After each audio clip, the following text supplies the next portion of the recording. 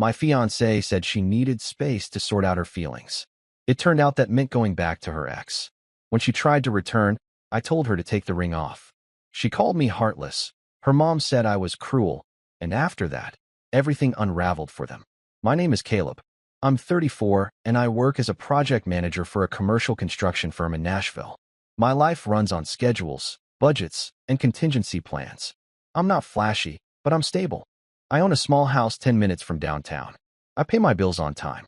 I don't play games. My fiancée, Lauren, is 31. We were together 4 years and engaged for 9 months when everything blew up. She works in event marketing. Charismatic, loud in her room, always networking. We didn't live together full-time, but she had a key, clothes in my closet, and her dog basically treated my house like its second home. We got engaged last spring. I bought the ring after months of planning. Not because she pressured me, but because I genuinely believed she was my person. We had a venue booked, deposit paid, save the dates already sent to close family. From the outside, we looked like the couple who had it figured out.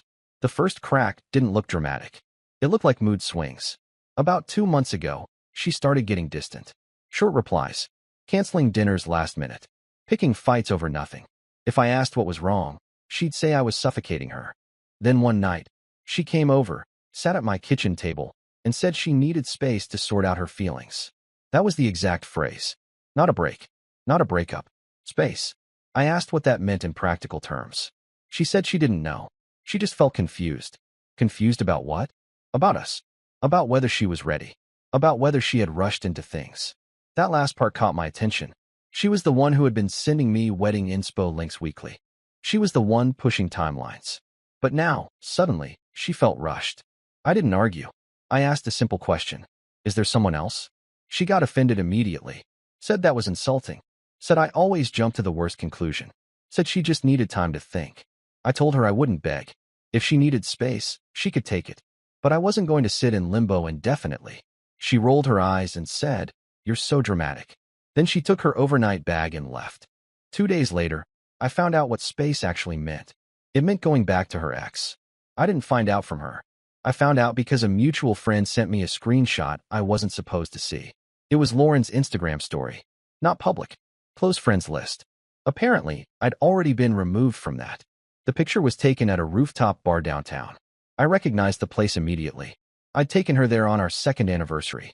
Across the table from her was Daniel, her ex from before me. The one she always described as immature. The one she said she'd outgrown. The one she swore was ancient history. The caption said, "Some things just feel familiar." That was 72 hours after she told me she needed space. I didn't call her right away. I waited until the next morning. I wanted my voice level. When she answered, she sounded annoyed. "What? Are you back with Daniel?" Silence. Then a long exhale. "It's not like that." "What is it like?" She pivoted fast. "I told you I needed space. I'm allowed to see whoever I want. So you were seeing him. I'm reconnecting." That word. Reconnecting. Like they were colleagues at a conference. I asked her if reconnecting included telling him she was engaged. She snapped. "Don't twist this. You're the one who pushed me to question things." That was new. Apparently me asking if there was someone else counted as pushing her. I told her something simple. If you're exploring something with your ex, you're not my fiancé. She went quiet again, but not in a guilty way. In an irritated way. "You're being extreme." "No, I'm being clear." She said she wasn't sure what she wanted. That Daniel represented a different version of her life. Less pressure. Less expectation. Pressure meaning planning a wedding she'd pushed for. Expectation meaning loyalty. I told her I wasn't an option to compare side by side. She said I was making her feel trapped. That's when I realized something. She didn't want space to sort out feelings. She wanted freedom to test drive her past while keeping me parked. I didn't yell. I didn't insult her. I said, "If you're unsure, take the ring off." She laughed. "Don't be dramatic, Caleb." I didn't laugh back. Because I already knew how this was going to end. I just didn't know how messy she was going to make it first. For about a week, she kept it vague. "We're just talking. We're just catching up. You're overreacting." Meanwhile, Daniel's car was parked outside her apartment twice when I drove past on my way home from work. I wasn't stalking. Her place is on the main road I use every day. Hard to miss a black Audi with custom rims. I didn't text her about it. I didn't ask for updates. If she wanted space, she had it. 8 days after the rooftop picture, she called me at 11:30 p.m. "I'm confused," She said immediately, no hello. About what? About everything. She said Daniel reminded her of who she used to be. That being with him felt easy. That with me, everything felt serious all the time. We're engaged, I said. It's supposed to be serious. She sighed dramatically, like I was missing the point on purpose. You don't get it. With him, there's no pressure. No expectations. Right. Because you're not planning a wedding with him. She ignored that. Then she said something that flipped the switch for me. I just need to know if I'm settling. Settling. That word landed heavier than reconnecting ever did. I asked her calmly what exactly she thought she was settling for. She didn't answer directly. She just said she didn't want to wake up 10 years from now wondering what if. So she'd rather risk burning down what she is now to revisit something she already left. That's not fair, she snapped. You're twisting everything. I wasn't twisting anything. I was listening. At that point, I asked her directly. Have you slept with him? Long pause. Then she said, that's not the point. That was enough. I didn't argue. I didn't raise my voice. I just said, I won't compete with your past. She scoffed and said I was being dramatic again.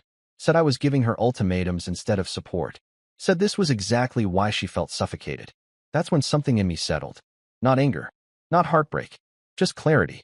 I told her, if you're unsure whether I'm enough, I'm not your fiancé anymore. She started talking over me, telling me to calm down, telling me I was spiraling, telling me we could work through this if I stopped being so rigid. I didn't respond. I ended the call. Then I opened my phone, went to her contact, and blocked her number. Blocked her on Instagram, Facebook, everything. No announcement. No warning. Just done. Because if she needed space to figure out whether she was settling, she could have it completely. And she could figure it out without access to me. Blocking her gave me exactly what I expected. Silence. For 3 days, nothing. No texts. No calls. No social media posts tagging me indirectly. Just quiet. Then her mom called. I didn't have her blocked. Caleb, what on earth is going on? Her tone wasn't concerned. It was accusatory. I kept it simple. Lauren is exploring something with her ex.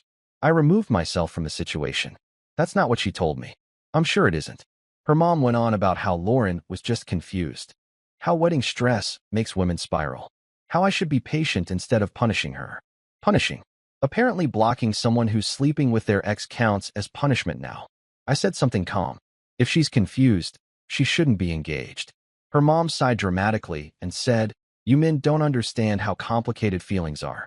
Feelings aren't complicated. Choices are. That didn't go over well. She said Lauren was devastated that I blocked her. That I was being heartless.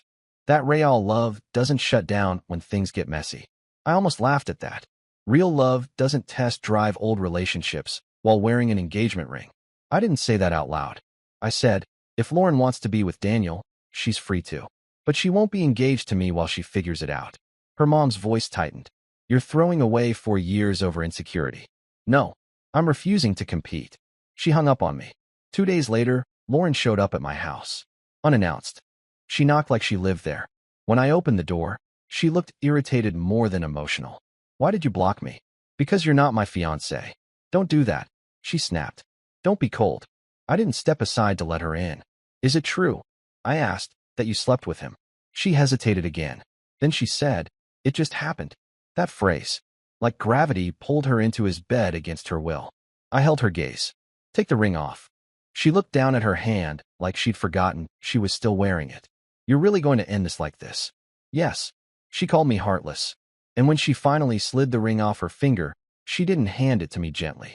She dropped it on the entryway table like it was a receipt. I picked it up and closed the door. I thought that would be the end. It wasn't. Because when Daniel realized she wasn't coming back to him permanently, everything started unraveling fast. Here's what I learned about a week after she dropped the ring on my table. Daniel didn't sign up for permanence. According to a mutual friend who can't help but relay information, Lauren told Daniel she had ended things with me. That she chose him. That she was finally free. Apparently, he wasn't as enthusiastic as she expected. He thought she was just blowing off steam. He didn't think she'd actually detonate her engagement. When she showed up at his place with an overnight bag and no ring, he panicked. That's when the story shifted. 3 days after she came to my house, I got another call from her mom. This time her tone was different. Less aggressive. More frantic. Daniel is confused, she said. Lauren didn't mean for things to escalate. Escalate. Like ending an engagement and sleeping with your ex is a scheduling issue. I kept my voice neutral. That's between them. Her mom sighed. Lauren thought you'd fight for her. That sentence told me everything. She expected resistance. Drama. A competition. Instead, she got a door closed and a ring returned. Apparently Daniel didn't appreciate being the second draft. From what I heard, he told her he didn't want to be the guy she ran to when she was bored. He liked the attention. He didn't want the responsibility. And when he pulled back, she spiraled. She started calling me from blocked numbers again. I didn't answer. She sent one email from a new account. You're really just going to let me go like this? That wording is interesting. Let me go? As if she hadn't already left. I didn't respond. A few days later, Daniel's sister posted something on Facebook about how some people don't know how to be alone and drag everyone down with them. Not subtle. From what I gathered, Lauren tried to pivot back toward him once she realized I wasn't engaging. He declined. And that's when the unraveling started publicly. Because she had told people she ended things with me for clarity. Now she was single. No fiancé. No ex. Just consequences. And she did not handle that quietly. Lauren does not spiral privately. She spirals loudly. About a week after Daniel pulled back, she posted a long caption about how sometimes you have to break your own heart to find clarity. About how not everyone can handle a woman who refuses to settle. The comments were full of support from people who didn't know the details. You're so brave. Choose yourself. He didn't deserve you anyway. I didn't respond. I didn't subtweet. I didn't defend myself. Silence makes people uncomfortable when they're trying to provoke. Then she escalated. She started implying I had been emotionally distant. That I had pressured her into an engagement she wasn't ready for. That I gave ultimatums instead of reassurance. Which is interesting, considering the ultimatum in question was take the ring off if you're sleeping with someone else. Her mom reached out again. Caleb, she's hurting. You could fix this if you just softened a little. Fix what? She didn't answer that directly. Instead, she said Lauren feels abandoned. Abandoned? By the man she left to reconnect with her ex. I kept the conversation short. I told her mom I wasn't participating in rewriting history. Lauren made a choice. I responded to it. That apparently made me cruel. 2 days later, Lauren showed up again. Not angry this time. She looked tired. Makeup minimal. No performative confidence. I shouldn't have gone back to him, she said immediately. I was confused. You were clear enough to sleep with him. She flinched at that. You don't have to throw it in my face. I'm not. I'm acknowledging reality. She stepped closer like proximity would soften me. I thought you'd fight for me. There it was again. I'm not fighting another man for someone who's already made a decision. I made a mistake. Yes, you did. Her eyes filled with tears, but even then there was frustration under it. You're being so cold. No, I'm being consistent. That's when she said something that surprised me. Daniel told me I ruined everything. I looked at her for a long second. You did. Not just with him. With me. She stood there waiting for a crack in my expression. There wasn't one. Because at that point, this wasn't about heartbreak anymore. It was about accountability. And she had never handled that well. When she realized I wasn't going to take her back just because her backup plan failed, the narrative shifted again. And this time, it got uglier. The ugliness started subtle. A mutual friend called me and asked if I had been controlling during our relationship. That question didn't come out of nowhere. Apparently, Lauren had started telling people that I pressured her into proposing timelines. That I didn't give her emotional space. That when she said she was confused, I shut her out instead of supporting her. Which is an interesting way to describe blocking someone who admitted sleeping with their ex. I didn't launch into a defense tour. I told the friend something simple. Ask her if she was wearing my ring when she reconnected with Daniel. Silence on the other end. That was enough. But she didn't stop there. A week later, I got tagged in a vague Facebook post. Some men love you conditionally. The second you show vulnerability, they disappear. She didn't name me. She didn't have to. The comments filled up fast. You deserve better. He sounds insecure. Stay strong, queen. I screenshotted it. Not because I planned to post anything. Just because documentation matters when narratives shift.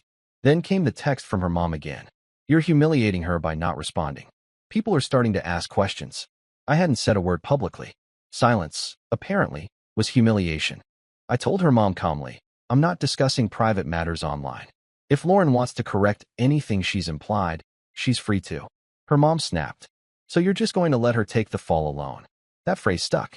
Let her take the fall. As if I pushed her. 2 nights later, Lauren showed up again. This time not at my house. At my office. She waited in the parking lot after work. That crossed a line. I walked up to my truck and she stepped in front of it. We need to talk. We've talked. Not like this. Like what? Like adults who don't throw each other away. I didn't raise my voice. I didn't escalate.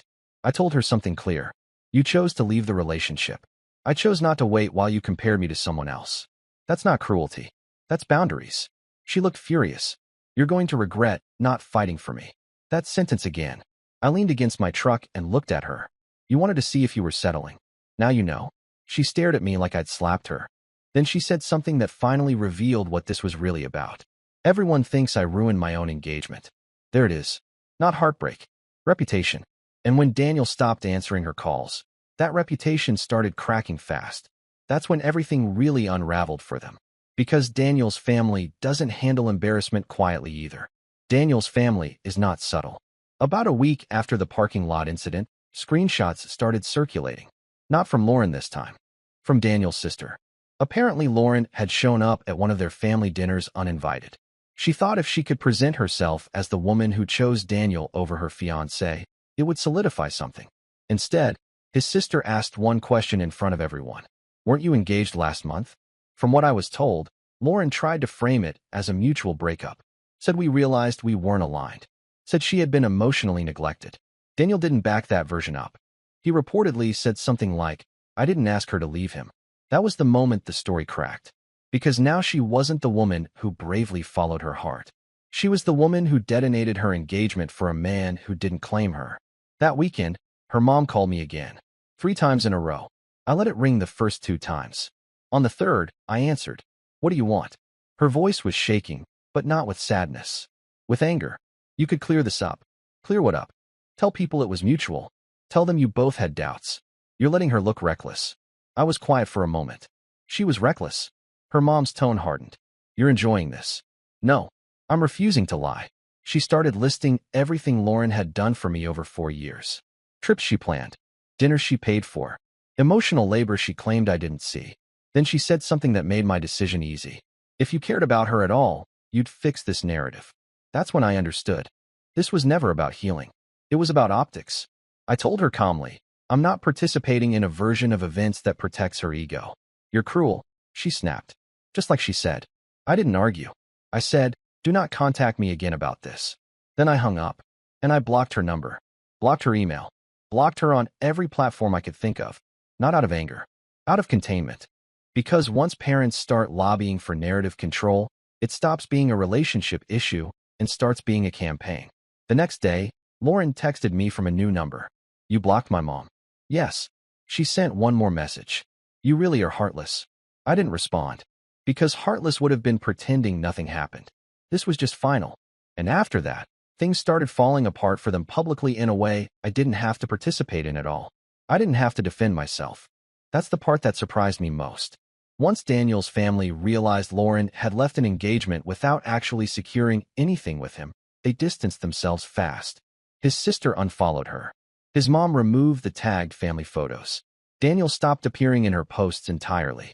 And people started asking questions. Not the vague supportive ones. Direct ones. Weren't you engaged? What happened with the wedding? Why did you move out so suddenly? Lauren tried to keep control of it at first. She posted something about growth requiring hard choices. About choosing authenticity over comfort. But Daniel posted a gym selfie one afternoon with a caption that said, don't burn bridges unless you're ready to swim alone. That was the first public crack. After that, mutual friends started connecting dots on their own. One of them reached out to me privately. Did she really go back to him while you were engaged? I answered once. Yes. No embellishment. No bitterness. Just yes. Word spreads when you don't argue it. Lauren stopped posting for almost 2 weeks after that. Then she resurfaced with a long caption about accountability. About making mistakes and learning from them. She never mentioned names. She never mentioned Daniel. She never mentioned me. But the comments weren't the same this time. Fewer hearts. More silence. Apparently Daniel had told someone that he didn't want to be a rebound for someone who couldn't be alone. That line made its way around. And here's the part that really unraveled things for them. Lauren tried to show up at his place again. Not for closure. Not to fight. Just to talk. He didn't let her in. His neighbor posted something petty about unwanted visitors lingering in the hallway. Small town energy. That's when her mom tried one last time to reach me from an unknown email. I didn't open it. Deleted. Because at that point, it wasn't my mess anymore. Lauren lost her fiancé. Then she lost her ex. Then she lost the narrative. And without an audience to validate her version, she didn't know how to recalibrate. Last week, she sent one final message through a mutual friend. Tell him I never meant to ruin everything. That phrasing matters. Ruin everything. Not lose love. Not break trust. Ruin. Because to her, this was about a plan collapsing, not a commitment breaking. And that's why I never wavered. Because once someone shows you they see you as an option while you see them as a partner, there's no negotiation left. There's just exit. And I took mine. It's been 6 weeks since I blocked her mom and deleted that last email. Lauren hasn't shown up at my house. She hasn't waited in my office parking lot. No more burner numbers. No more public subtweets about conditional love. Silence. Real silence this time. A mutual friend told me she's moving out of her apartment. Downsizing. Apparently, the wedding deposits weren't refundable, and some of the vendors required final payments she couldn't cover once everything collapsed. Her mom had co-signed on part of it. That's the part nobody talks about when they romanticize following their feelings. There are contracts attached to those feelings. Daniel's name hasn't come up in weeks. From what I understand, he made it clear he wasn't interested in revisiting anything serious. He told someone he doesn't want to be the guy who benefits from someone else's chaos. Which is ironic, because he didn't seem to mind while it was flattering. The last indirect message I got was from that same mutual friend. She said she didn't think you'd actually walk away. That sentence doesn't hurt anymore. It clarifies. Lauren believed I was stable enough to wait while she tested her past. She believed I would compete. She believed if Daniel didn't work out, she could pivot back. She underestimated one thing: self-respect. When she told me she needed space to sort out her feelings, I gave her space. When I found out what that space meant, I removed myself. When she tried to return, I told her to take the ring off. That wasn't cruelty. It was consistency. Her mom called me heartless. Friends said I was rigid. Lauren said I was cold. But here's the truth. If I had stayed, I would have taught her that I was willing to be compared. If I had fought, I would have taught her that loyalty is negotiable. Instead, I closed the door. And when everything unraveled for them, I didn't have to lift a finger. So I'm asking this something straightforward. Was blocking her and her mom the right move? Because part of me wonders if I should have handled it with more softness. But a bigger part of me knows this. You don't sort out your feelings by sleeping with your ex while wearing someone else's ring. And once that line is crossed, you don't negotiate your way back to trust. You remove yourself. I did, and I haven't regretted it once.